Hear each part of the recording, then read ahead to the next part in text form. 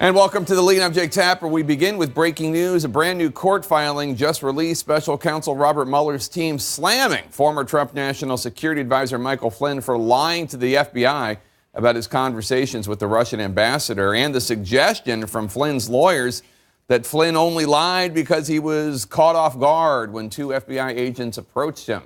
The special counsel laying out in the sentencing memo response, quote, "A sitting national security advisor, former head of an intelligence agency, retired lieutenant general and 33-year veteran of the armed forces, knows he should not lie to federal agents. He does not need to be warned. It is a crime to lie to federal agents, to know the importance of telling them the truth."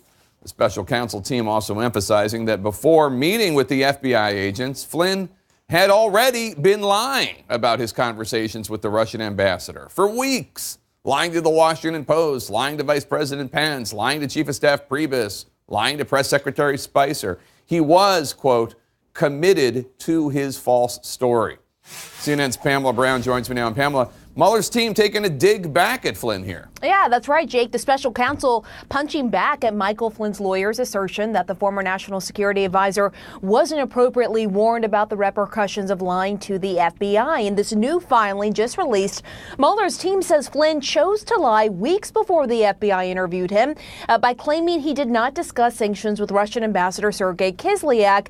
Mueller's team making the case his false statements were, quote, voluntary and intentional, and noted that the FBI gave him multiple opportunities in their interview with him to correct his false statements, and he only did so once the FBI used the exact language Flynn had used in his conversation with Kislyak from that phone call. Now, while the filing notes the FBI didn't think Flynn was being intentionally deceptive, it does say he should know better than to lie to the FBI, and that is a crime, and that he shouldn't have to be warned about it.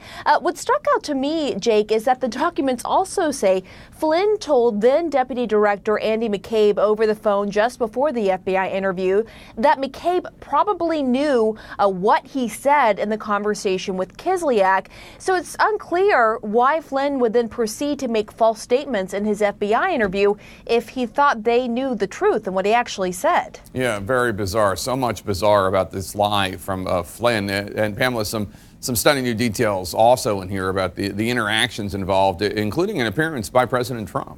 Yeah, that's right. The filings provide colorful details, Jake, from the day Flynn was interviewed by the FBI in his office. The White House didn't seem to take notice that the FBI was there to interview him. And at one point, they even walked by President Trump together as he was discussing art placement in the White House. But Flynn chose to not introduce the agents to him or anyone else.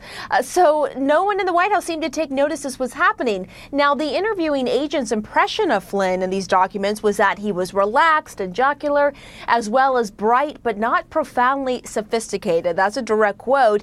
And the agent even noted that Flynn was so talkative that the agents wondered whether he didn't have more important things to do as the national security advisor.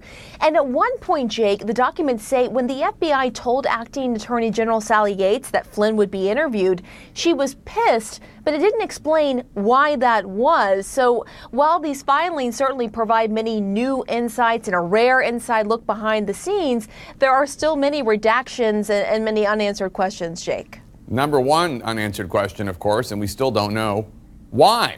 Why did he lie about this? An incoming national security advisor is, of course, allowed to talk to the Russian ambassador. And right. And I just, on that note, what is sort of peculiar here and raises questions is why did he lie? But that the FBI initially, Jake, didn't seem to think that he was being intentionally deceptive. It said he didn't parse his words, he didn't hesitate. They didn't think that he was being intentionally deceptive. So then what happened after that? Why did the feds decide to go after him after that? And as we know, he did plead guilty to lying to the FBI. So that's also sort of a strange piece of this story. All right, very interesting. Pamela Brown, thanks so much. Let's talk about this with my experts. I guess one of the biggest questions I have is Mueller had already said that they want to give him the lowest end of the scale when it comes to punishment, which means potentially no jail time at all. Then his lawyers do this. And Mueller still, in this document, in the response, is still saying we still recommend on the lowest end of the scale as long as Flynn remains repentant for what he did. Why would the lawyers even do this then? I mean, Flynn's lawyers, they probably overplayed their hand a bit here. I think they were trying to compare him to Papadopoulos and others who had counsel there, the idea being he's kind of, an innocent lamb in some way. And with this particular Judge Emmett Sullivan, I don't think that would fly no matter what, let alone under these circumstances. So I think the idea was, listen, be lenient with him because he isn't as bad as the others. And then there was this paragraph in 302, the FBI's memorialization of the actual interview that suggests that maybe they thought about warning him but didn't. And then buzz about entrapment happens. We're not even close to entrapment. That requires not only inducement by the government to commit a crime, but also a lack of predisposition to commit a crime. And here we have not only Mr. Flynn making misrepresentations publicly, but we also know he made misrepresentations on his filing forms with respect to his communications and contact with Turkey. So this is not a guy, for whatever reason, after 3 decades of service, has a problem with not telling a lie. And Senator Turner, one of the things that I thought was interesting reading this, they talk about then Deputy Director of the FBI, Andrew McCabe, talking about how they really did everything they could to have it so that he wasn't lying. So that when he said he didn't remember something that he said, he and McCabe and the other FBI guys would use the exact language that Flynn had used in his conversation with the Russian ambassador so as to refresh his memory, get him to say what was truthful. And Flynn still didn't correct his false statements. And I thought to myself, I don't think the FBI does that for most people. Right, they don't. I mean, his positioning gave him that, his career of having had credibility really, I think, gave them in this investigation to try to get him to tell the truth. But if you're lying in the beginning, you'll be lying in the end. And this is very indicative of all the president's men so far that have been fleshed out in terms of this, that they are absolutely, they lie. And it's really unfortunate that he would go down this path, but Mueller made it very clear that you were not set up, that you knew exactly what you were doing, that you lied to the media, you lied to the transition team, you lied to the vice president-elect. You were lying, and you knew exactly what you were doing. So all of the president's men so far have been caught in lies. And that remains the big mystery. Why? What is he hiding? Why? And why do we still not know? I mean, it's clear he thought he could get away with it, or he wouldn't have done it. And so, but why is the million-dollar question right now. But I thought it was interesting to the extent that Mueller went into the fact, like, not only should you know better because of X, Y, Z, he also said, there's a line in there that said Flynn was asked, do you want, the White House counsel to sit in? He's like, no, we're good. And so just the level of detail that's in this document is really illuminating, for those of us, playing at home. Well, and let's think about like the broader context in which this is all happening, which is as more and more information is coming out regarding the Mueller investigation, as well as some of these side investigations with the Southern District of New York and Michael Cohen, there's more and more doubt being placed out there. For perhaps folks maybe a year and a half ago, that Fox News polling a year and a half ago showed a majority of voters didn't really think that the Trump campaign had colluded with Russia.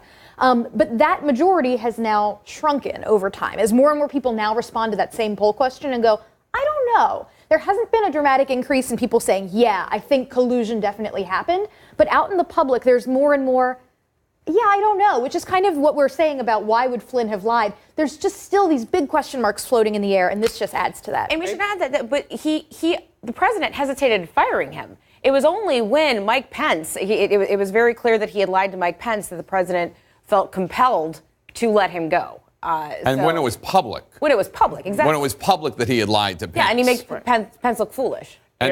Arrogance, Jake, I think, and thinking you're above the law in some ways. His positioning in some ways throughout the years in government, I think, gave him that false sense that he is above it all. This is the man who started to lock her up.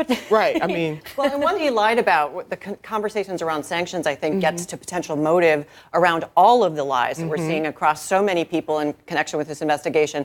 Why was so much covered up if it was okay? That's right. If there was a quid pro quo, if there was some kind of deal between the Trump team and the Russians, listen, we'll do something for you if you do something for us. That might be a reason to not be honest about the sanctions piece. I also want to make one other point about a number of these filings, not just this one, but also what was filed in the Southern District of New York with respect to Mr. Cohen, which is it seems like the Justice Department is using these filings as a speaking point to the American public. Like, listen, we've been under assault as Yes. somehow, corrupt and not with the president, and that these aren't real crimes. And it's really amazing to see them use this almost like their own bully pulpit to explain, listen, no, this is the facts and this is the law, and we're doing our job. Mueller says this was a serious crime that Flynn committed.